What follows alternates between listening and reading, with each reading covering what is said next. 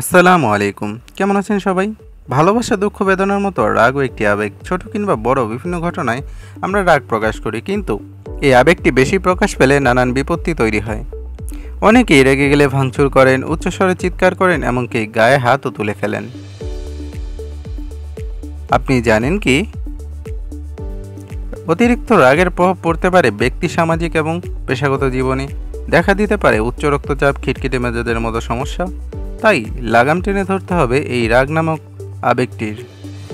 চলুন আজকে তাহলে জেনে নিই রাগ কীভাবে নিয়ন্ত্রণ করব সে সম্পর্কে। ক্ষমা করতে শিখুন। রাগকে নিজের মধ্যে পুষে না রেখে ক্ষমা করতে শিখুন। ক্ষমা একটি শক্তিশালী হাতিয়ার। আপনি যদি রাগ, অন্যান্য নেতিবাচক অনুভূতিগুলি নিজের মধ্যে লালন করতে থাকেন, নিজের ভেতরে তিক্ততা আপনাকে আরও গ্রাস করবে। বলার আগে সময় নিন। মুহূর্তের উত্তাপে এমন কিছু বলা উচিত নয় যা পরবর্তীতে অনুশোচনা তৈরি করবে। রাগের মুহূর্তে আমরা এমন কিছু বলে ফেলি যা পরিস্থিতিকে আরও সংকটময় করে তোলে। কিছু বলার আগে নিজে চিন্তা করে নিন, কয়েক মুহূর্ত ভাবুন আপনার এই কথা বা আচরণে আরেকজনের প্রতিক্রিয়া কী হতে পারে। নিঃশ্বাসের ব্যায়াম করুন। তাৎক্ষণিক রাগ নিয়ন্ত্রণের জন্য নিঃশ্বাসের ব্যায়ামটি অত্যন্ত কার্যকর একটি ব্যায়াম।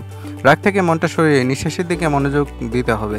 বুক ভরে গভীর নিঃশ্বাস নেবেন, সেটাকে কিছুক্ষণ ধরে রাখবেন, কিছুক্ষণ পর বাতাস ছেড়ে দিন। এটি রাগ কমাতে সহায়তা করবে। উল্টো গণনা শুরু করুন। এই প্রক্রিয়াটিতে রাগ নিয়ন্ত্রণে সত্যিই ভালো কাজ করে।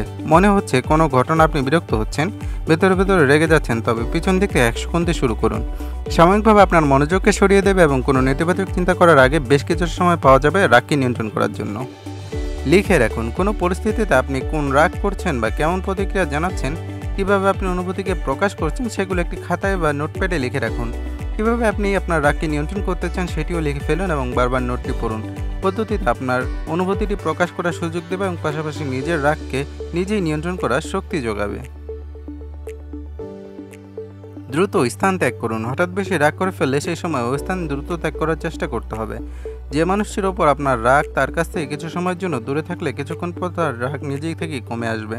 ভাবুন আপনি রাগকে পরাজিত করে নিজে জয়ী হয়েছেন। স্থান ত্যাগ করা যদি সম্ভব না হয়, অবস্থান পরিবর্তন করুন। যেমন আপনি দাঁড়িয়ে থাকলে বসে থাকুন।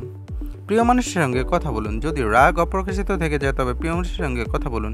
কেমন অনুভব করছেন সে সম্পর্কে বিশ্বস্ত কারোর সঙ্গে, যেমন বাবা মা, প্রিয় মানুষের সঙ্গে কথা বললে মনের ভার কমে যেতে পারে।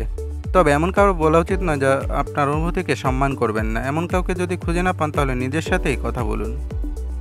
ভিডিওটি ভালো লাগলে বন্ধুদের সাথে শেয়ার করে দিবেন। ইউটিউব থেকে ভিডিওটি দেখলে চ্যানেলটিকে সাবস্ক্রাইব এবং লাইক করে দিবেন।